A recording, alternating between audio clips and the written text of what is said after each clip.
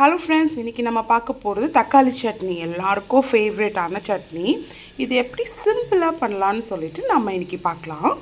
அதுக்கு தேவையான பொருள் பார்த்திங்கன்னா, வெங்காயம் 2, 3 தக்காளி, கொஞ்சம் ஒரு 4-5 பண்டு பூண்டு, 2 வரமிளகா காரத்துக்கு தகுந்த மாதிரி சேர்த்துக்கோங்க. உங்களுக்கு காரம் அதிகமாக வேணும், இன்னும் ஒரு 4 வரமிளகா எக்ஸ்ட்ரா சேர்த்துக்கோங்க. அதுக்கப்புறம் தேங்காய். இவ்வளோ தாங்க பொருள். இவ்வளோ தான் பொருள். இதை வச்சு நம்ம எவ்வளோ சூப்பராக டேஸ்டியான தக்காளி சட்னி செய்யலான்னு பார்க்கலாம் வாங்க. ஃபஸ்ட்டு ஒரு கடாயில் நம்ம கொஞ்சோண்டு எண்ணெய் ஊற்றணும். எண்ணெய் எனக்கு அளவு தெரியும், அதனால் நான் பார்த்து ஊற்றுறேன்.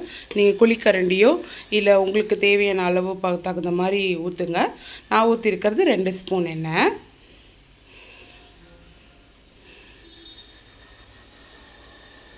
யாருக்காவது இந்த பாட்டில் வேணும்னா கமெண்ட் பண்ணுங்கள், நான் எங்கே வாங்கினேன்னு சொல்கிறேன்.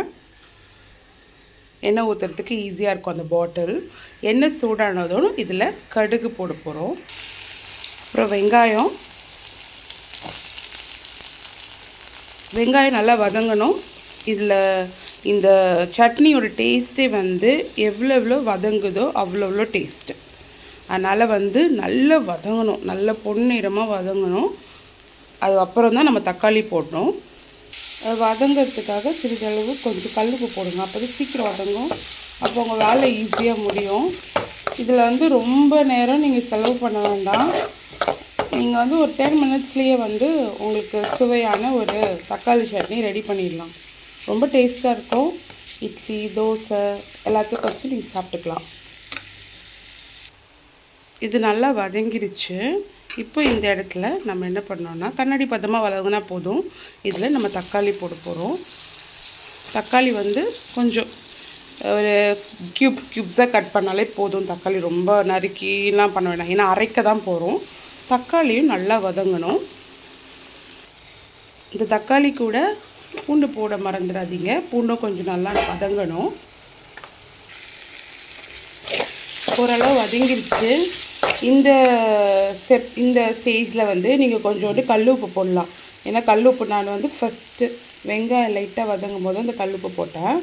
இப்போ நம்ம கல்லுப்பு தேவையான அளவு, சட்னிக்கு தேவையான அளவு போட்டுக்கலாம்.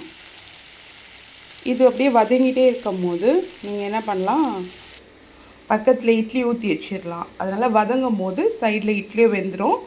நீங்கள் சட்டுன்னு சாப்பிட்றலாம். எல்லாமே ஈக்குவல் அமௌண்ட். மொத்தமாக ஒரு 15 மினிட்ஸில் உங்கள் பிரேக்ஃபாஸ்ட்டே நீங்கள் முடிச்சுக்கலாம். ஸோ நான் இட்லி இப்போ வேக வைக்க போகிறேன் சைட்லேயே.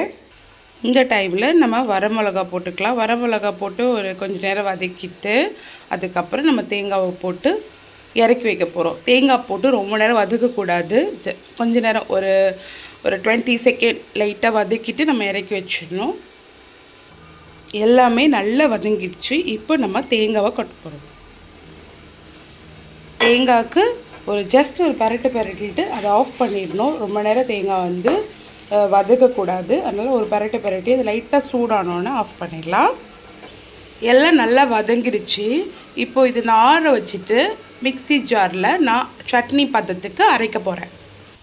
நல்லா ஆறிடுச்சு. நான் இதை மிக்சியில் சட்னி பதத்துக்கு அரைக்க போகிறேன். நல்லா அரைச்சாச்சு. இது நான் ஒரு பவுலில் மாற்ற போகிறேன். மாற்றிட்டு அதுக்கப்புறம் நம்ம தாளிக்க போகிறோம். இப்போ நான் அதை தாளிக்க போகிறேன். தாளிக்க தேவையான பொருள் சிம்பிள் தாங்க. கடலெண்ணெய், கொஞ்சோண்டு கல்லெண்ணெய், அதுக்கப்புறம் கடுகு, கருவேப்பிலை. இது ரெண்டும் பொரிஞ்சு வந்ததும் நம்ம தாளித்து ஊற்றிடலாம். எண்ணெய் நல்லா சூடாயிடுச்சு. ஸோ கடுகு போடுறேன்.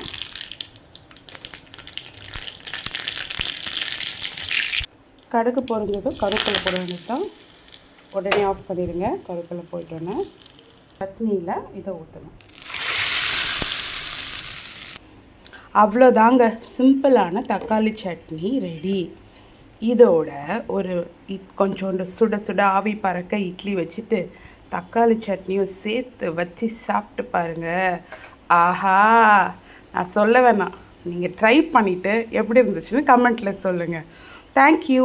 இந்த வீடியோ உங்களுக்கு பிடிச்சிருந்துச்சுன்னா லைக் பண்ணுங்கள், ஷேர் பண்ணுங்கள், சப்ஸ்கிரைப் பண்ணுங்கள்.